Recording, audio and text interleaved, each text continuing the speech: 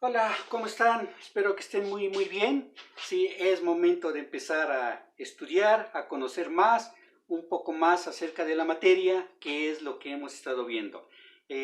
Hemos manejado, hemos visto sus propiedades, hemos visto sus características, hemos visto su clasificación. Y dentro de la clasificación hablamos que la materia está formada precisamente por moléculas y está formada por átomos. En esta ocasión vamos a explicar efectivamente qué son los átomos y cómo es que la naturaleza de los átomos es lo que le da la característica a la materia. Pero bueno, acá vendría la pregunta, ¿qué es un átomo? Y como ya muchas veces lo hemos mencionado, nadie ha podido ver un átomo. Y si nadie ha podido ver un átomo, ¿cómo es que se sabe tanto del átomo? Bueno, por todos los estudios que se han hecho referente al átomo. Y ya lo habíamos visto, el átomo, sí, decíamos que es la partícula que químicamente ya no se puede dividir. Si yo tuviera, sí, este trozo de papel y entonces lo divido y lo que sale lo vuelvo a dividir y lo vuelvo a dividir y lo vuelvo a dividir y luego lo vuelvo a dividir y lo vuelvo a dividir, ¿sí? Lo continúo dividiendo, va a llegar un momento en que ya no lo voy a poder dividir y precisamente eso significa la palabra átomo, sin división, sin división. Entonces se dice que el átomo es la partícula más pequeña que químicamente ya no puede ser dividida.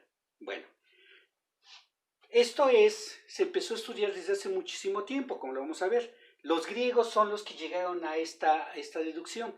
Ahora, nosotros conocemos ya muchas cosas del átomo gracias a todo lo que se ha estudiado. Entonces, de manera general, vamos a ver que lo que ahora conocemos referente al átomo es que el átomo, al contrario de lo que se decía acá, que no tiene división, el átomo se divide o está formado prácticamente de tres partículas.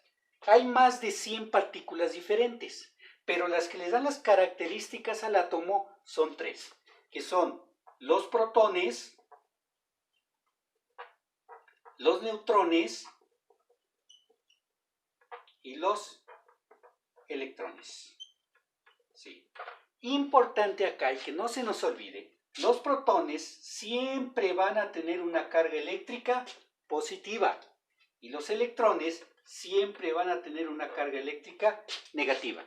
Y los neutrones, el mismo nombre lo dice, no tienen carga, que nos quede bien claro. Ahora, por los estudios que se han hecho, se ha visto que los protones y los neutrones se encuentran en el núcleo del átomo, mientras que los electrones, sí, giran alrededor del núcleo. Sí. Y estas tres partículas son las que le dan la característica al átomo. ¿Sí? Son lo que hace diferentes precisamente a los átomos. ¿Por qué? La cantidad de protones, la cantidad de neutrones y la cantidad de electrones es precisamente lo que los va a hacer diferentes. Y al tener esas diferentes cantidades, también va a hacer que estos sean y tengan propiedades diferentes. Entonces, podemos ver que hay un átomo que tiene un protón solamente, con carga positiva.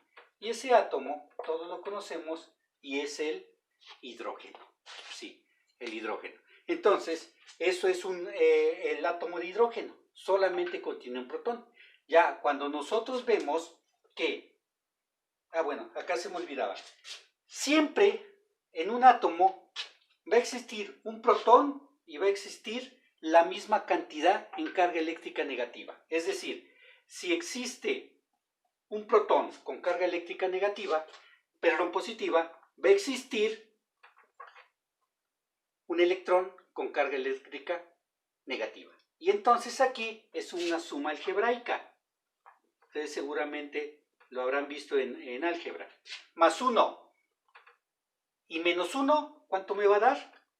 0, que es la carga eléctrica que siempre va a tener un átomo. Entonces, el átomo es neutro.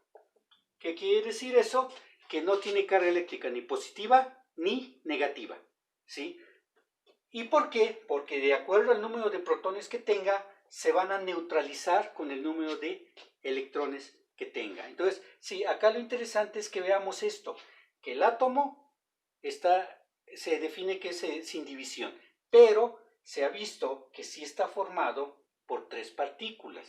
Esto desde la antigüedad se empezó a estudiar y durante mucho tiempo se pensó que en realidad los átomos no eran más que solamente esferas. Los griegos así lo definieron. Aristóteles fue uno de los que lo definió, Demócrito y Leucipo. Entonces, vamos a ver un poco más adelante cómo es que se empezaron a estudiar precisamente esta estructura del átomo. Cómo es que conocemos tanto ahorita del átomo. Ahorita lo que interesa es nada más ver cómo está conformado. Más adelante vamos a ver las diferentes teorías atómicas que nos tratan de explicar precisamente cómo es un átomo, cómo es que se descubrió estas cargas eléctricas, ¿sí? Cómo es que se descubrió que en el núcleo del átomo están estos y los electrones giran alrededor del núcleo. Entonces lo vamos a ver un poquito más adelante. Por hoy ahí vamos a dejar la explicación. Yo espero me hayan entendido, espero quede claro esto, y si no, pues bueno, lo vamos a seguir estudiando y analizando más. Muchas gracias y que les vaya muy bien.